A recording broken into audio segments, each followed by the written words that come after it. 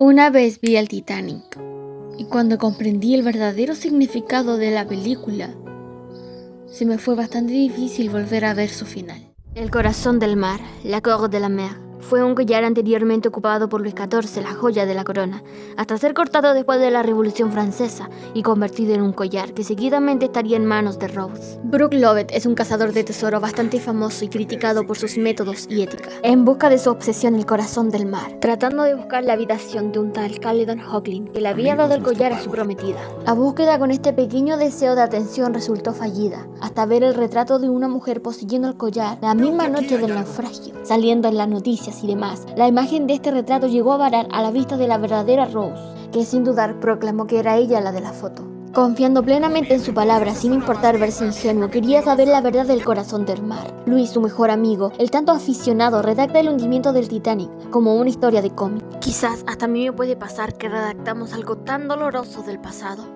como algo fascinante o algo impresionante y sonreímos cuando hablamos del tema. Nos cegamos tanto en la historia que no pensamos en el verdadero dolor que pudieron haber pasado las personas. Recordando a sus amores y el desaliento que provocaba el recuerdo, nos guió a 1912 con Caledon Hockley, que estaba completamente cegado por la joven Rose de Whittaker, encasillada y desmoronada, seria, con grandes fuerzas para comportarse educadamente, por su madre, con claras intenciones de salir de la quiebra con este compromiso. Mientras nos dan enfoque a la gran imagen de una de las situaciones más vergonzosas de la raza humana, la separación de clases, media, alta, baja. Saliendo de ese sentimiento agobiante, nos guía a Jack Dawson, un joven que va por la vida sin importar el mañana. Él hace su felicidad, saliendo de ese metro cuadrado que todos tratamos de respetar, ganando los boletos del Titanic en un juego de cartas. Junto a su amigo Fabrizio lo dejan pasar, siempre creando pequeñas mentiras por el gran fastidio de no tener lustrados los zapatos, o por no haberlos tenido alguna vez, como Molly Brown, creando miradas insatisfechas. Después de la parada en Cherburgo, se le pidió a la máquina más velocidad, y a Rose discreción a su comportamiento. Para Cal era mucho más difícil complacerla. Para Joseph Bruce, él solo sacaba con orgullo su creación, su idea, el Titanic, el barco de los sueños. Pero para los pobres la vida no parecía complicada. ¿Qué más daba 70 cosas malas si ese otro 30 era familia, vida y esperanza? Jack, dibujando tranquilamente en su carpeta, ve por primera vez a Rose y por primera vez a Hawkins, teniendo problemas.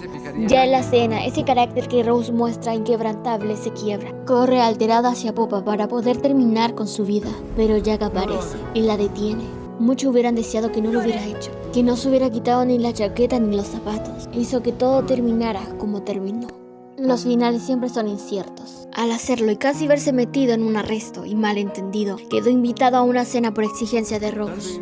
La presencia de Jack en esta historia fue aún más brillante que la mismísima joya que Hawkins le dio a Rose para asegurarla como una mujer. Yendo al día siguiente a pedirle disculpas a Jack por lo acontecido, terminó avergonzada por el coqueteo, quitándole la carpeta a Jack, viendo sus dibujos, sus obras de arte dibujadas en París. Se le pidió más velocidad al Titanic por los encabezados. Rose necesitaba vivir libre y a Jack le encariñaba demostrárselo, cambiando completamente para la escena gracias a Molly Brown, que también recibía desprecio por parte de la madre de Rose. Ella y Cal esperaban la mera oportunidad para ofenderlo, pero Jack increíblemente se mantenía de pie como palo de bandera. Rose, viendo cómo el chico controlaba la situación de la vida o el estatus, aceptó cautelosamente hechizada su propuesta para la fiesta de tercera clase. La alegría, el ritmo, nada estaba cubierto por reglas, parecían ser las personas más felices del mundo y que nada ni todo el dinero de la tierra lo podría arruinar. Pero sí pasó. Sí lo arruinó. El tema más complejo en su segundo día de conocidos fue la insistente ira y celos de Hockley. Rose trató de vacilar la conversación, pero no lo logró. Ella no podía ver más allá. Aquí nos muestran el personaje de Thomas Andrew, cual entre medio de un tour, el ingeniero recibe la opinión de Rose, que dice que los botes no eran suficientes en caso de hundimiento. Y claro, él había pedido que colocaran más botes, pero habían rechazado esta opinión, ya que no se veía para nada estético y no creían que esto pudiera llegar a pasar. Aunque elija fierro en vez de madera, quizá no se pudrirá, ni los clavos se saldrán, pero así se oxidará y se doblará. Todo depende del tiempo y la suerte, el mismo trato, quizás de los valores, en este caso buena alternativa. A Jack no le interesaba el dinero, ingenuamente como un adolescente enamorado buscó a Rose, para hacerle entender que en su vida muchas cosas estaban mal y que moriría si seguía haciéndole caso a su madre y a Hockley.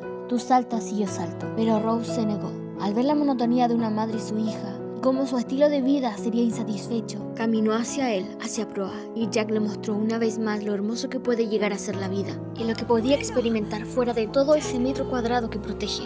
Se le pidió más velocidad a la nave, y Luis no soportaba la idea que aún con las advertencias de Iceberg, el capitán aún exigía a toda máquina el Titanic. Por otro lado, Rose pidió a Jack que la pintara como las mujeres francesas, pero solamente ocupando el diamante. Fascinados por cada detalle de lo que pudo haber ocurrido en esos minutos, no había pasado nada. Él respetaba su trabajo, o es lo que cuenta. Después de vestirse y guardar el diamante y escribir una carta a Cal, mandando a sus secuaces persiguiendo por todos los pasillos y escapando por las calderas, hasta escabullirse románticamente al auto.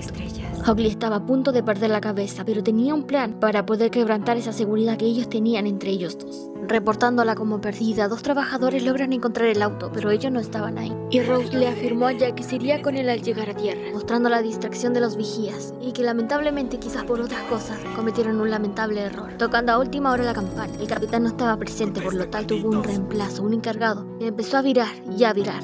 Pero por más deseos que pedían, la nave choca. La atención de una larga lista de futuras depresiones y lamentos. Parte de la zona de carga se inunda y la caldera se ve afectada. Las personas se ven afectadas por el cierre de puertas y el agua. Cayendo trozos de hielo al barco, la preocupación rondaba entre los marinos, la alerta de que algo muy grave pudiera llegar a pasar. Los pocos levantados jugaban con hielo y se divertían con batas puestas, como un juego de recreo en el jardín. Pero después el ambiente se empezó a acalorar. El siempre ingenuo de Jack junto a Rose de 17 años tenían en la mente simplemente informarle a su mamá. Aquí es donde Hockley dictaminó que Jack le había robado el corazón del mar. Y con clara oportunidad de haberlo ocultado en su abrigo se lo llevan esposado. Rose quedó cuestionada, sin palabras en la boca, solamente pensando qué había ocurrido aquí. Nadie esperaba que fuera algo grave, nadie quería que fuera algo grave. Pero Thomas Andrews declaró que el Titanic se hundiría en 1 hora.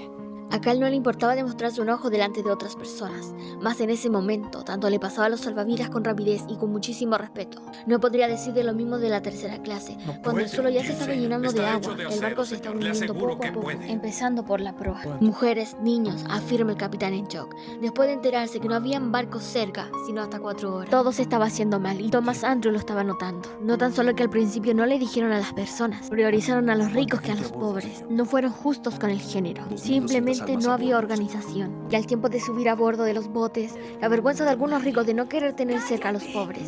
Esto le dio paso a Rose para dejar la fila y saltarse a Cal, para poder ir a rescatar a Jack, encerrado y obviamente burlado por Lovejoy, que sin duda lo dejó a su suerte cuando el agua ya empezó a llegar a sus pies. Rose se niega a ser ignorada, pasando por la fría agua y encontrar a Jack, sin tener la ayuda de nadie, pero con una gran fuerza guerrera para mantenerlo libre, para tenerlo vivo, rompiéndole las esposas. El caos abunda más que nunca, la desdicha de ser hombre, la desdicha de ser hijo, madre, padre, abuela, la gran bestia de lobos marinos injustos, la mente débil, la creación del desconcierto. Logrando pisar suelo seco, los pobres no pueden salir, encontrándose con Tom y Fabrizio, pasando por arriba de los ingratos, de bajo sentido común. Logran ver el cielo azul, pero todo es un caos, no hay botes. Era la oportunidad de perder la cabeza o de simplemente admitir los errores de la gran desesperación del humano por tratar de sobrevivir. Sálvense quien pueda. Hockley, actuando y poniéndole el abrigo, le pide a Rose que no se preocupe, que él y Jack estarían a salvo. Pero sin importar eso, bajó del bote reencontrándose con Jack, y Hockley con el arma en la mano empieza a dispararle, pero no atinándole a ninguno. Solo mujeres y niños luchan por tener un asiento, mientras los hombres hacen casi lo imposible por vivir,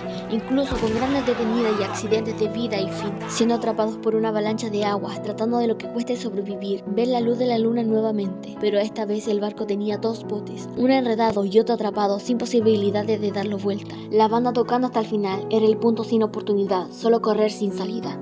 Thomas Andrews pegado al reloj, niños y ancianos tratando de volver a dormir. Era el deseo de simplemente no esperar nada, de hablarle a Dios o esperar el más allá. Todos, incluyendo a Jack y Rose, corriendo junto a todo el masivo pelotón hacia popa, arrancando del agua para no quedar atrapados como otros que su cabeza ya tocaba en el techo de la escalera principal. Plegarias y plegarias, las ganas de vivir desde el comienzo de la noche hasta su fin. La nave se partió en 2, las luces se apagaron, y varios sucesos de dolor y muchísimo sufrimiento llegaron nuevamente, estando fuertemente agarrados de las manos cuando la nave se hundió, como Jack se lo había dicho por la succión. Pero esto fue muy imposible. Contar quizás cuántas vidas ya se había llevado, y las que ahora el mar y el frío se llevaría. Los gritos perturbaban a Molly, pero los llantos de los niños, mujeres, ancianos, hombres, bebés, no fueron suficientes para sus fríos y choqueantes corazones, por lo cual se quedaron quietos y alejados. Esta pareja volvió a reencontrarse entre los gritos, pero solo Rose subió a la puerta. Prométeme que tendrás hijos y que vivirás tu vida hasta anciana. Se lo dijo Jack cuando Rose dijo que ya no sentía sus piernas. En este momento ya había pasado un rato y solamente se podían sentir los gemidos y el dolor, y el llanto de menos de 1500 personas, de las cuales ya no estaban con nosotros. Solo un bote regresó, Rose emocionada, pero Jack ya no estaba aquí. Lo dejó ir, pero como le prometió, sobrevivió. Pasó un tiempo después de que la rescataron del agua. Había visto a Hoechlin buscándola, pero decidió ocultarse. Además de cambiarse el nombre, revisó sus bolsillos. Ahí encontró el diamante. Brooke aquí por fin entendió el sentimiento, no la riqueza ni la historia. Rose de Wildwick, llevándose el collar al mar, lo dejó caer. Volvió a su cama y falleció. En ese momento, volvió al barco y volvió con Jack y con todos los de la tripulación. Hay tanto que entender y decir del Titanic que no hay nada que yo diga para que comprendas más la película, más de los consejos que di entre medio. En mi punto de vista, el problema lo tiene el poder, el querer. Yo no veo el Titanic por diversión, como lo hacemos con las películas románticas. Sinceramente, mi sentimiento me hace no poder ver completa la película. No me gusta ver tanto sufrimiento y me da mucha pena. La vi esta vez, claro, no veo la película completa de hace mucho tiempo, como desde los 15 años, cuando dije, o simplemente para ver algo romántico, cuando literalmente redacta la historia de las 11 y tantas de la noche hasta las 2 hasta casi 3 de la mañana, la muerte de muchas personas. No soy capaz de eso. A mí me encanta la película de Titanic, la respeto mucho en mi corazón. Y así, ¿qué tal? Denle like y suscríbanse. Adiós.